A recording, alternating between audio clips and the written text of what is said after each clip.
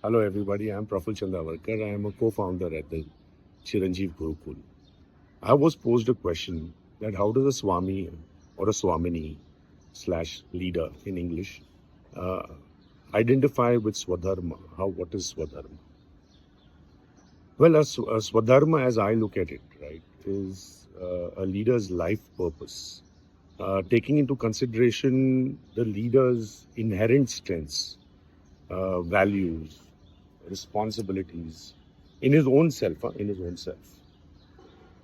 But they have to be in alignment with a larger purpose, the purpose of his own family or her own family, the organization that they lead, and the country that they live in, or society at large.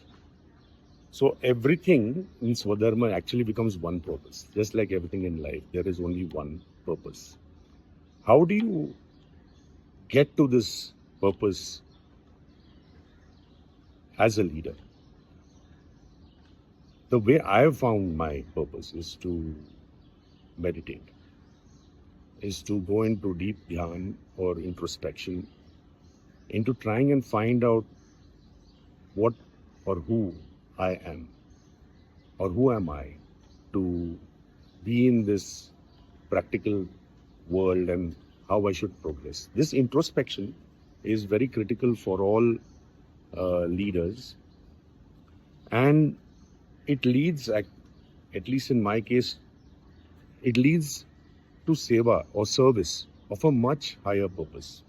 The purpose that we have as leaders is also very high, but higher purpose in the sense that we tend to look at it in the terms of the country, the organization, the society at large.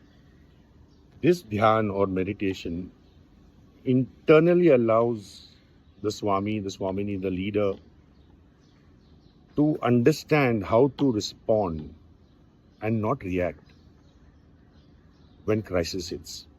As entrepreneurs, as leaders, as chief executive officers, we tend to have crisis on an ongoing, or challenges or hurdles, an ongoing situation in our lives.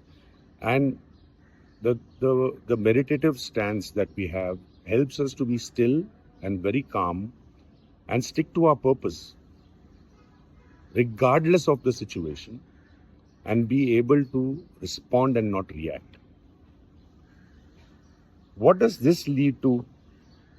It leads to gratitude. And the style of leadership where gratitude is the central part of our thinking, it allows us to be very sustainable, I feel. I feel acceptance and gratitude is beautiful when the leader understands it. So it helps that leader to be very calm, very still, in times of opportunity, in times of crisis, in times of good, in times of bad.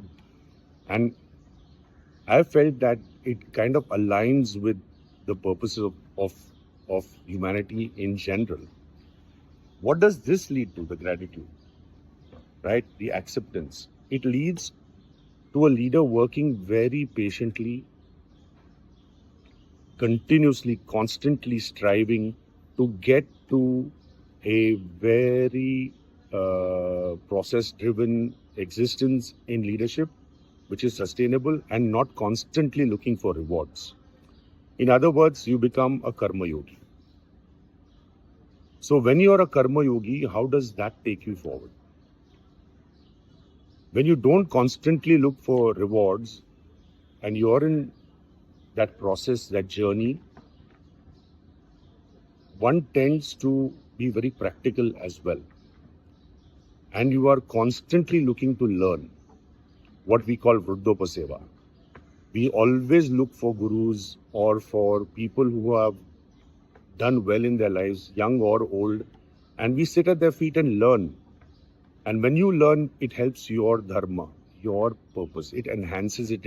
It affirms your dharma towards yourself, that is Swadharma, in alignment with society.